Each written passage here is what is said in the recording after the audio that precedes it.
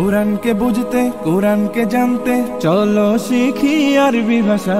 জীবনকে সাজাতে জীবনকে রাঙাতে কোরআনই হলো সঠিক দিশা। বিসমিল্লাহির রহমানির রহিম।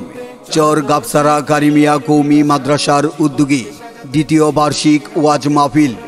তারিখ 2 অক্টোবর, রোজ বুধবার। সময় বাদ আসর হইতে।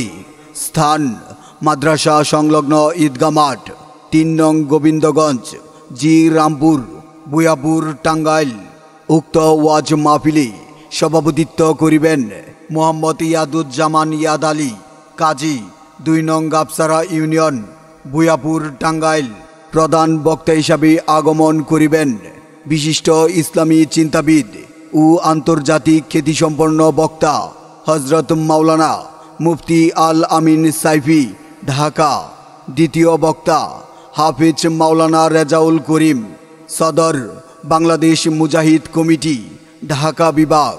তৃতীয় বক্তা মাওলানা আব্দুল্লাহ আল হুসাইন, সহ সভাপতি, বাংলাদেশ জাতীয় মুফাসসির পরিষদ, টাঙ্গাইল জেলা। উক্ত ওয়াজ মাহফিলে আরও ওয়াজ ফরমাইবেন স্থানীয় উলামায়ে কেরামগণ, আরজ গুজার, মাদ্রাসা ও পরিচালনা পরিষদ ও অত্র এলাকার যুব সমাজ। বিশেষ দ্রষ্টব্য, মহিলাদের ওয়াজ শোনার সুব্যবস্থা থাকিবে ইনশাআল্লাহ।